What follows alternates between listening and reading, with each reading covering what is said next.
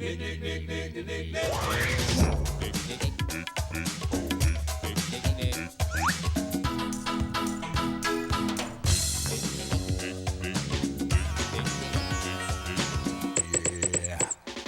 it.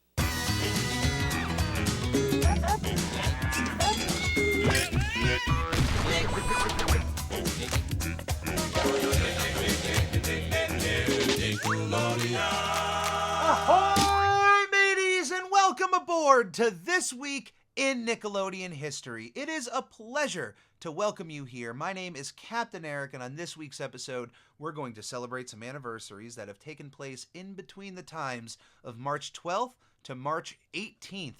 And although we may be light on the anniversaries this week, we are celebrating St. Patrick's Day, and you do not necessarily have to be Irish or drink anything from a brewery to celebrate St. Patrick's Day. You just have to sit back and enjoy some of the shenanigans of our favorite undersea sea star, Patrick Star. So this week's top 5 is going to be all about Patrick. But before we get to the top 5, we have to get through our anniversaries. And this week we are starting back 32 years ago, all the way back on March 18th, 1991, we had the premiere of Get the Picture, the game show created by Marjorie Cohn. The show ran for 2 seasons of 115 episodes. Presented by Mike O'Malley, who you may also know as the host of Nickelodeon Guts. Mike O'Malley apparently is a series regular on the TNT series Snowpiercer, which I haven't seen, but I know is based off of the movie, which I have. So I was looking forward to eventually getting to that TV series, and upon finding out that Mike O'Malley is a part of that show, makes me want to get into that series a lot quicker. But enough about Snowpiercer. There were only a few times in my life that I actually had the opportunity to watch an episode of Get the Picture on a Nickelodeon channel. In its initial run, it had premiered and ended before I was actively watching Nickelodeon. So this certainly wasn't a game show that I grew up on, but I have a lot of love for Mike O'Malley and what he brought to Nickelodeon at the time that I was watching for Nickelodeon Guts. So if any of you out there had watched Get the Picture during its initial run, let yourself be known in the comments below. 27 years ago, on March 16th, 1996, The Mystery Files of Shelby Woo premiered on Nickelodeon. The show, created by Alan Goodman, ran for 4 seasons of 41 episodes. When most people out there hear the name Pat Morita, you wouldn't be wrong to think immediately of Mr. Miyagi from the Karate Kid franchise. But for myself and a few other Nickelodeon fans out there, when we think of Pat Morita, we think of Mike Woo, Shelby's grandfather, on The Mystery Files of Shelby Woo. An instant presence on Nickelodeon that couldn't be forgotten. I also want to give a shout out to Irene Ung, who is the star of The Mystery Files of Shelby Woo, playing the titular character. Irene is also the founder and director of the Mencius Mandarin Preschool in Greenwich, Connecticut. So having somebody even in my backyard doing something extraordinary like that, starting a school, is incredible. So congratulations, Irene, on your success. And for those of you out there who have never watched The Mystery Files of Shelby Woo, I personally think it's a fun time. I haven't watched it in a long time, but I believe it's available on Paramount Plus. 12 years ago, on March 13th, 2011, the TV movie Best Player premiered on Nickelodeon. Directed by Damon Santostefano, the movie stars Jerry Trainer and Jeanette McCurdy. 7 years ago, on March 12th, 2016, School of Rock premiered on Nickelodeon. Developed for television by Jim and Steve Armagida, the show ran for 3 seasons of 45 episodes. Based off of the hit 2003 movie School of Rock, written by Mike White and directed by Richard Linklater, School of Rock is one of my favorite movies of all time. It is the movie that made me a fan of Jack Black, a lifelong devoted fan of Jack Black, who wowed me with his charisma. And I knew of him ahead of time, but after that movie, it's not enough to just know Jack Black. You become a part of Jack Black. It's tough to explain. You have to watch it yourself. But it's a movie that showcases a character that shouldn't necessarily be a hero. He's a guy who impersonates his roommate's position as a substitute teacher and ends up finding out that a few of the students in this class that he's given have a few untapped musical abilities, ends up bringing his musical knowledge and charisma into this classroom, and ends up turning this group of students who at one point seemed completely eyes to the wall, boring milk toast, and turned them into a rock band.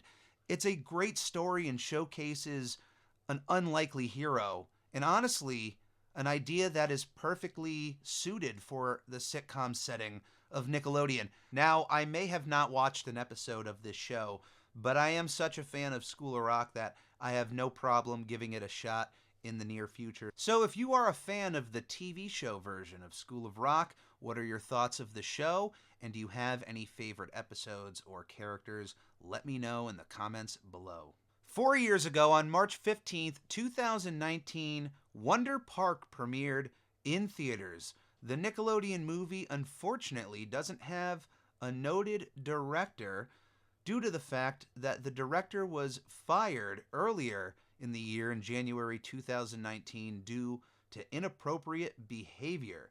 So I can't give this person credit, but I will give credit to the screenplay writers Josh Applebaum and Andre Nemec, who also developed the story alongside Robert Gordon. Following Jimmy Neutron, Boy Genius, and Barnyard, Wonder Park was also going to be a Nickelodeon movie that would have a TV show following it on Nickelodeon as well. Unfortunately, as of 2023, this TV show version of Wonder Park has yet to make an appearance, and according to those online, as of early 2020, all 20 episodes of an apparent first season have been completed. So at some point, I imagine this will make its way somewhere, either online, on a streaming service, or on Nickelodeon itself. But if it's just sitting there, I wonder if it's just because the movie didn't do as well as they hoped it would. The movie did make $119.6 million at the box office, up against a budget of about 80 to 100 million. So on paper, it looks like it gained back its budget. But remember, a lot of the marketing for films aren't included in the budget of the film itself. So there is a chance that due to whatever Paramount spent on the marketing of Wonder Park, that it did not, in fact, make any money back. But with Hollywood accounting, anything can happen. The anniversaries may be over, but now it is time for Captain Eric's top 5 of the week. And since we are celebrating St. Patrick's Day this week, I might as well give you my top 5 favorite Patrick Star episodes to help you on your Patrick's Day marathon. Number 5, Season 2's episode, Life of Crime. Patrick and SpongeBob on the run after stealing a balloon on Free Balloon Day. It doesn't get any better than that, and Patrick has some of my favorite lines in this episode. Number 4 is one of the most controversial episodes of SpongeBob SquarePants in its history, and it's also one of my favorite Patrick Star episodes, Rock-a-Bye Bivalve from Season 3. SpongeBob and Patrick come across a baby scallop that they then decide to parent. It's one of my favorite episodes, and it also has one of my favorite Patrick scenes in all of SpongeBob SquarePants history, when he decides to go to work. And when we actually get to see what Patrick does at work, it's unforgettable.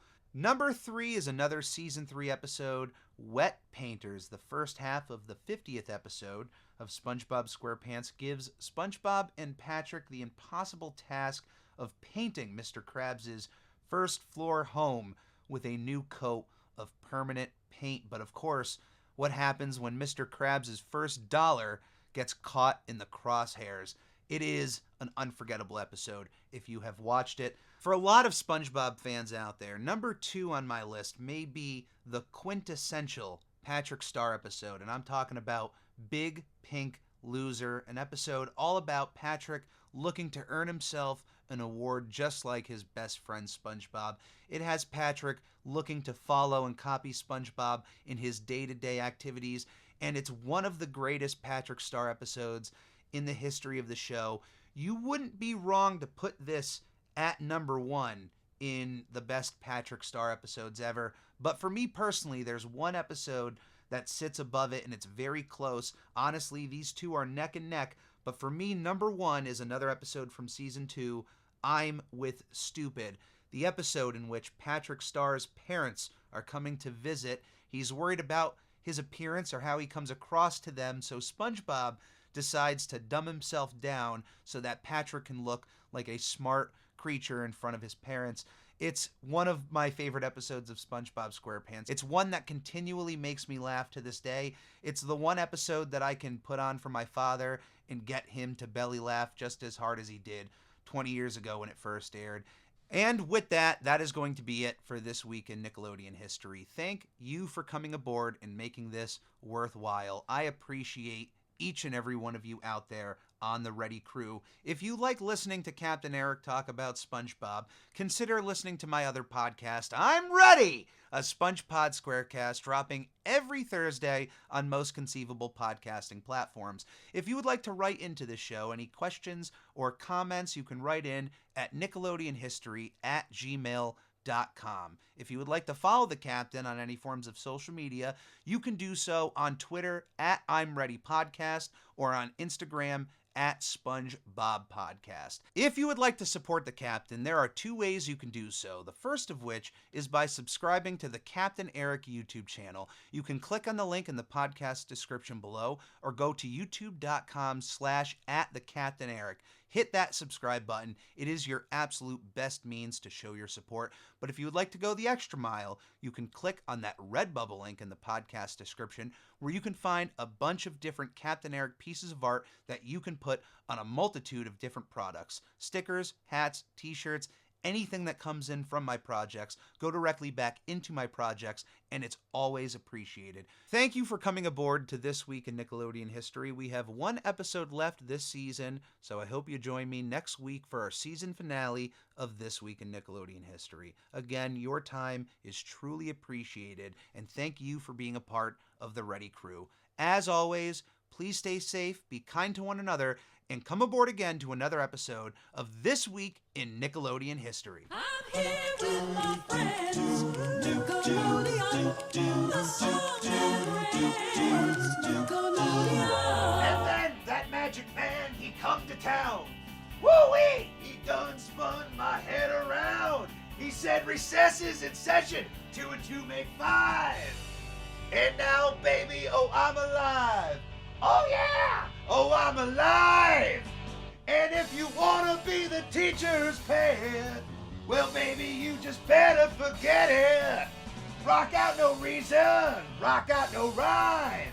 You better get me to school on time.